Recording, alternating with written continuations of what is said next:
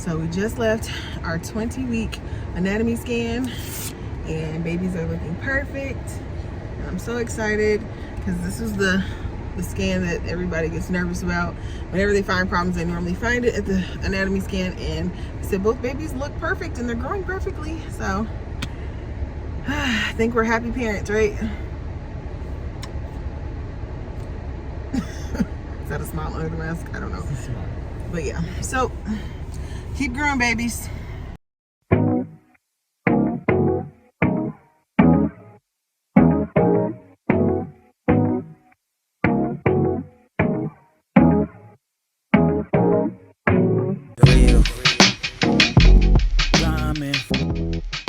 Just left lunch with Ken after our 20-week anatomy scan, and he had to go back to work, so that's why I am finishing this video by myself. Y'all, I have had the roughest time trying to record this video. We initially recorded this video while we were still on our baby moon, but camera quality was terrible because the lighting was really bad, and yeah, so I'm re-recording this. Normally I used to do my videos before we moved. I used to do them in our house, and because I like the decor. We're not quite settled in a house yet. Long story, I'll explain that in another video, but because we're not settled, just say, you know what, I'm just gonna do it in the car, whatever. I'm gonna answer y'all's questions though, because you guys asked me over a week and a half ago. I know it's probably been 2 weeks by now, so I'm just gonna go ahead and answer your questions regarding this pregnancy. If you don't know what I'm talking about two and a half weeks ago, 3 weeks ago, something like that, we announced that we are expecting, and we're expecting twins. And I did not let you guys come along for the journey in real time this time. With our previous IVF cycle, we basically documented it and kind of put it out there as it was happening. It wasn't like immediately as it was happening, but it was like within a week or two of actually doing the transfer and things like that. You guys knew about it. This time we decided to be a little bit more private and give ourselves time to process everything that was happening. But after we announced that we were pregnant, I got on Instagram and had like a little question box, and I let people ask me questions, any questions they had, and I told them I would answer them. So this is me answering all like 20-something questions you guys asked me. And by the way, if you aren't following me on Instagram and you do have a question for me, you can definitely leave the question below and I will answer your question. Yeah, so just leave a question below in the comments and maybe I'll do a second video if it's a lot of different questions. So I figured I would answer the most frequently asked questions first, because there were some questions that kept coming up. Yeah, so we'll answer those first. The first one was, how far along are you? As of today, I am 20 weeks and 1 day. So I just had my anatomy scan today, and we are at the halfway mark. Technically, we're probably a little bit further than halfway when it comes to twins, but generally speaking, pregnancy is considered 40 weeks. So a full-time pregnancy is 40 weeks. So we are at the halfway mark at 20 weeks and 1 day. The next question was this IVF? Yes, this was IVF. We did do IVF again. This was our second cycle. Last time we did a fresh transfer, meaning we basically, they took my eggs out, and then 6 days later they put embryos back in, I believe. I think it was 6 days.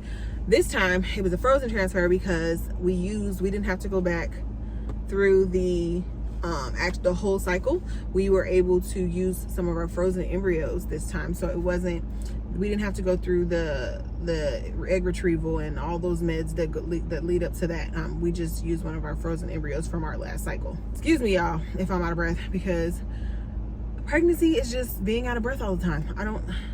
Nobody tells you this stuff before you get pregnant. The next question was, how many embryos did you transfer and did you want twins?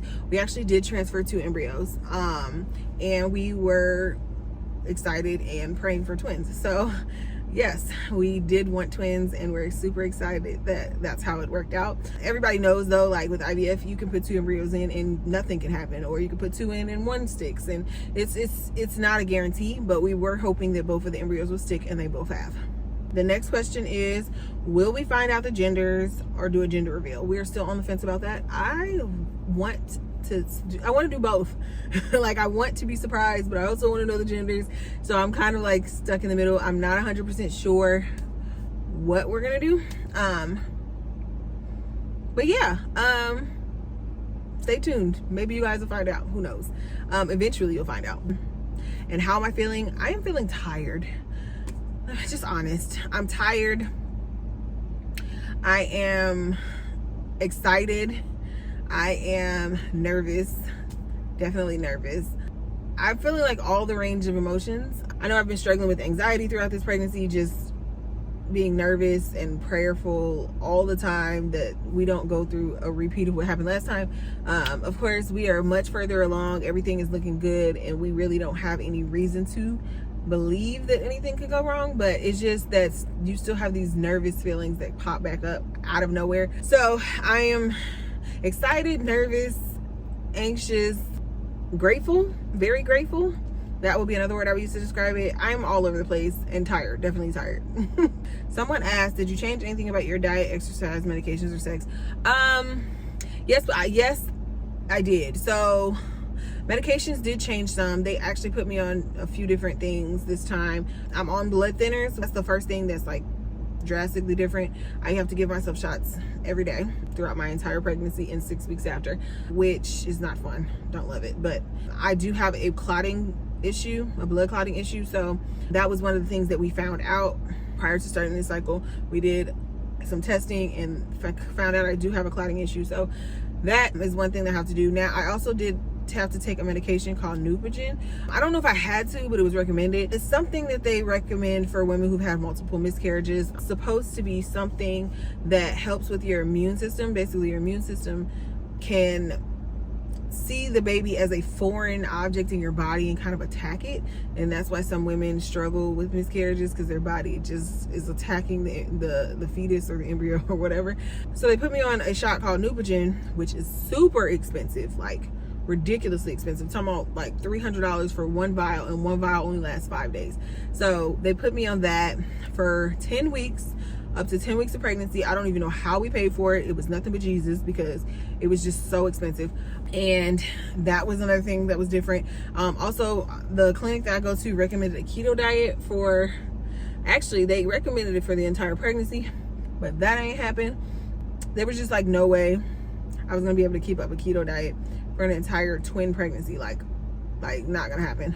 And honestly, I don't really think, just my own personal logic and my own personal research has not led me to believe that that's a good idea. But I did do keto pretty well. It wasn't strict keto.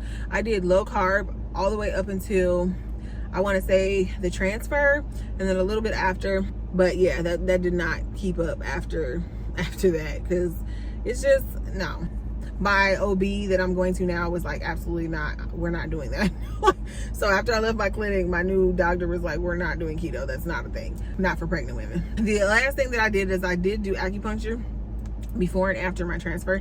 So a couple weeks before the transfer, I did do that, and then also right after. It was supposed to help with my blood flow and to my uterus, and then also help prevent miscarriage and help with just all different types of issues. Acupuncture is supposed to be very effective. I guess it is. That's all I can say. A lot of women like swear by it. I did it because I felt like, what's the harm? What harm could it do? I would rather be safe than sorry, do everything I can to make this be successful than just be like, okay, I'll try this one thing but not that. So we did do all the things. So the next question is, did Ken do anything differently? No. Because we weren't doing like a fresh transfer, or we weren't in the process of making new embryos or anything like that, we didn't really need him to do anything different this time. He was there with me for the transfer and all that stuff. Like, he helped me with my shots in the beginning, all that kind of stuff, but there was nothing that he physically needed to do. So no, he didn't have to change anything. The next question is, were we trying to get pregnant outside of IVF? No, we were not. So after the miscarriage last year, we knew we were going to try again, but we just didn't know when. So somewhere around maybe January, February, I was informed that there's a test that you can take called a repeated pregnancy loss panel. And when I found that out, I was like, okay, I want to do that. It's basically a series of blood tests to find out if they can find a cause for why you're having miscarriages. So if you're having multiple miscarriages, I definitely suggest that you ask your doctor about it. The doctor doesn't really recommend it themselves until you get to 3 miscarriages. I've only had 2. Not only, let me not say only, because 2 is enough, but I have not had 3. I had 2. So when I asked for it, they told me I could do it, but they said they would recommend it if I had another one. But I'm just like, I don't want to have another miscarriage. I don't want to go through that again if we can prevent it, if we can figure out a cause. So I did that, and then that's when I found out I had a blood clotting issue. I have 2 protein levels that are also off that could add to the blood clotting issue. And then fast forward to my new OB. He definitely had me do another test, and he said I have another clotting issue. So I have all types of blood clotting issues. So once we took that test and found out that I had all these clotting issues, I was like, ooh, slow down, what needs to happen?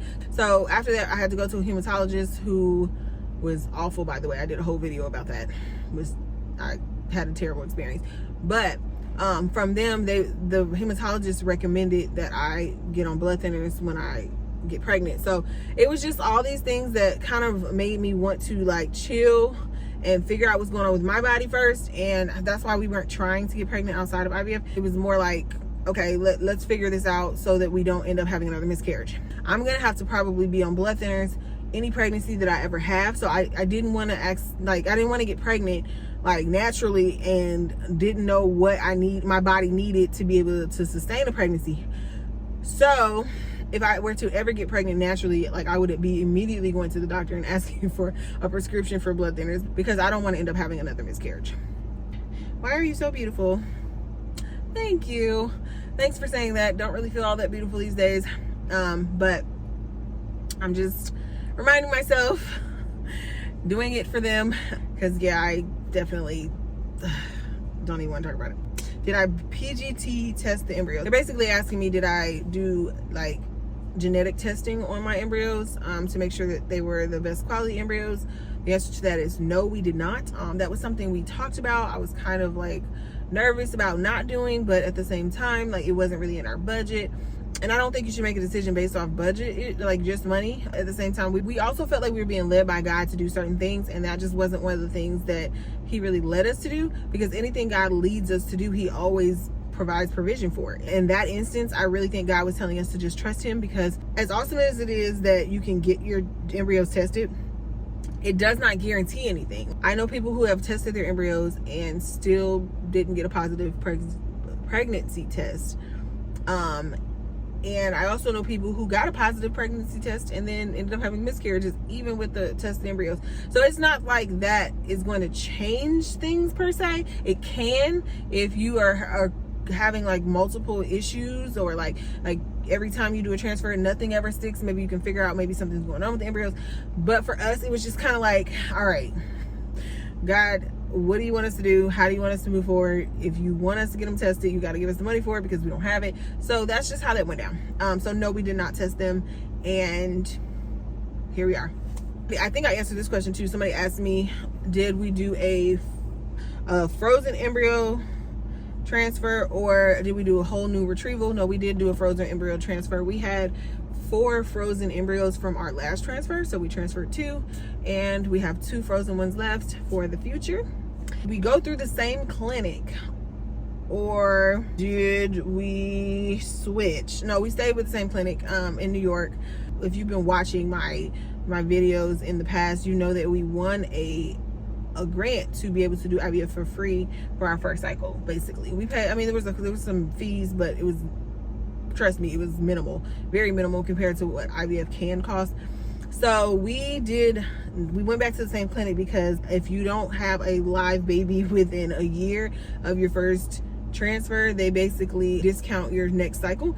So we paid, again, very minimally, I think it was under $1,000 to do our frozen transfer. So yes, we stuck with the same clinic, even though we weren't successful with our first cycle. I don't think it had anything to do with our clinic. It was about finding out what was going on with my body and why I had a miscarriage. It wasn't anything that they did or any bad experience that I had with them. So we stuck with the same clinic. Another question I got was, did we do our transfer before we moved? Yes, we did, which was a good decision, because I guess things are going well. But if I would have known how stressful that all was going to be, I probably would have chose differently. The series of events of how they worked out, it was over. Like, I was so overwhelmed and stressed in the month of May, June, and July. Basically, we went up to New York to do our transfer in the beginning of May. May was also my busiest wedding month. I had 6 weddings in 1 month. I've never done that before, but I had 6 weddings in 1 month. So after the transfer, I came back, took my pregnancy test when I was pregnant, and then was like busy as ever, shooting 6 weddings while being nauseous. Then we moved at the end of May. So all of these things were happening in 1 month.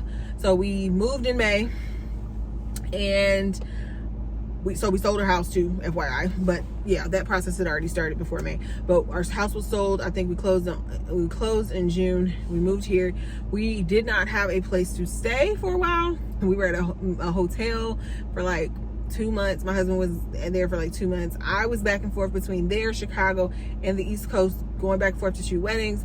So it's just literally been the busiest time of my life on top of being pregnant, and it was so stressful. And I'm so happy things are finally like slowing down. I'm glad that I guess that I got the busy stuff out of the way at the beginning of my pregnancy, because I don't think I would have been able to keep up with it at this rate. Like now, I'm actually slowing down now, like out of breath and heavy, and it just doesn't, I don't think I couldn't do 6 weddings in a month now. I at this point only have like 1 or 2 per month at this point now. So thank the Lord, he knew what he was doing. But yeah, we did it before he moved. And like I said, if I'd have known how much I would have had on my plate, I might have chose differently. Someone else asked me, did we choose to transfer 2 embryos, or was that part of the protocol? We were asked how many do we want to transfer, and we said 2. We have been praying and asking God for twins, and so when they asked, I was like, yes, please, 2. So no, it was not part of the protocol. I don't think they ever recommend you get 2 embryos implanted or transferred, not implanted, but transferred, unless you're over 35 and you have certain like medical things going on. So they basically tell you, if you put 2 in, prepare to have 2 babies, because it's not like it increases your chances of getting 1. It really increases your chances of getting 2. Did you suspect twins before finding out? Yes, I did. Oh my gosh. So this time compared to last time, before I took my pregnancy test, which was like 9 days after the transfer, I was nauseous already. And I was like, oh, this is different. It's probably 2 babies in there, because it was just, I was so nauseous, like immediately. I just knew I was pregnant, and I was like, I'm pretty sure both of them stuck. How did you guys get here, your pregnancy story? All right, so I'm not going to answer this question because this is a long story, and I don't think that this is the time to answer it. So the thing is, I did share in real time last time, everything, like the whole process and all that. This time I didn't share it in real time, but I did document it. So I am gonna just be sharing those videos. I'm not gonna tell you the whole story, like just sitting here talking. I think it'll be a lot better if I just show you guys instead of just telling you guys. So stay tuned for some more videos, or stay tuned for some content basically showing you the journey of how we got here. Okay, I think we're almost done, guys. It feels like it's taking forever. What was my IVF process? Again, that's another question that I think would be better if I just share the videos about what we went through, as opposed to me just telling you guys. So our infertility diagnosis is male factored infertility. So meaning technically there's no reason why I can't get pregnant on my end. It's more of a male issue for why we can't get pregnant. But the thing is, now we're finding out all these issues that I'm having about carrying my child. So I may be able to get pregnant naturally, but I wasn't successfully carrying out these pregnancies. So there's an issue on the other end with me, with my blood clotting issues and all that stuff. So it's kind of a mix of both now, we're finding out. So yeah. What testing did I do in between transfers? I talked about this already too. The testing we did was a repeated pregnancy loss panel. It's a series of blood tests. It's about literally 15 vials of blood they take from you, and they test you for all these different things. And that was the one test that we definitely did. I don't think we did any other testing in between. We had already done all the other normal tests, like where they test your fallopian tubes to make sure that everything is okay. They test your uterus, like all those things. We did all that before. We did all that prior to doing our first cycle, so we didn't have to redo that, because as long as those tests are current, meaning that we've done them within a year, they don't make you retest. what do I recommend asking the doctors in regards to testing? It's really hard to answer this question because I feel like we all have so many different issues and things going on. If you're dealing with infertility, everybody doesn't have the same issue or the same problem. So I honestly would do my own research about like your specific issue. If it's endometriosis, if it's low ovarian count, whatever it is, I would do my research on that and, figure out, is there some other thing that they can be checking for, or there's another method or another treatment? I would ask those kinds of questions. I did the repeated pregnancy loss panel because I asked for it. Here's the other thing. I have been praying a lot for God to give us an answer as to why our last cycle was not successful, why we had a miscarriage. And I was like, God, can you please show us why? I just don't want to go back through the same thing. Just tell us what we need to do different. After praying about it, God put me in a space to ask the right question to the right person who made me aware that there was even a repeated pregnancy loss test. So I say pray about it first. That's the first thing. And then do some research on it and ask questions to anybody who will answer. Like I said, if you've had multiple losses, please do the pregnancy panel, the repeated pregnancy loss panel. But I can't tell you what other tests, if there's some other kind of thing going on, because I don't know. It could be a million other tests that I don't know about. Did my protocol change? And if so, what prompted that? It changed some. I kind of talked about that a little bit, about the different medications they put me on and things like that. Prompted change for us was finding out what about the blood clotting issue, and then also just doctors wanting to be a little bit more thorough, I guess, this time, because we did have a loss, so they wanted to just ensure that this time would be more successful. So yeah, there was some changes, but not a lot of changes. I wouldn't say. I don't know how to really answer that question. I don't know if that was a good answer. And the last question is, can I get pregnant without intervention, or will I always have to use IVF? I can get pregnant outside of IVF. It will probably require, us to figure out how to correct the male factored infertility issue. If we can correct that and find a way to get pregnant naturally, then yeah, that'll be the goal next time. There's nothing preventing me from getting pregnant naturally, as in my own body. So my husband might have to do some lifestyle changes, diet changes, just things like that. Those are all the questions you guys had for me. Whew, I am out of breath just sitting here answering questions. Pregnancy is something else. If you guys have any other questions for me, please leave them below. I want to make sure that I answer them and I give good, thorough answers. But I really feel like y'all asked some really good questions, and I don't know if I can't even think of anything else that y'all might want to know. Like I said, we are at the halfway mark. We have 2 healthy babies. Our doctor's report it couldn't have been better. The doctor said everything looked amazing and the babies are growing at the right rate, and just everything looked great in our ultrasound. And he doesn't have any concerns except for possibly preterm labor, but that's pretty much a twin pregnancy thing. A lot of people who have twins end up going into labor early, so that's not even something that's just a me thing. It's just a twin thing. But everything looked great, and it feels good. It just feels good to get good news every time we go to the doctor. Everything's just going so well, and I'm just really grateful. So yeah, stay tuned as I continue to share the journey. I'm gonna kind of do like a rewind, I think, with my next video, and show y'all how we got here. I also wanted to vlog our baby moon because we just got back from it and it was awesome, and we had a great time and it was really relaxing. So I'm gonna probably vlog that too. I have a lot of stuff I want to share with you guys now that I'm actually going to be more active again on YouTube, and now that my life is not as crazy with all the busyness and traveling and work. So things are slowing down, so I actually have time to share more. But yeah, that's it. See you guys in my next video.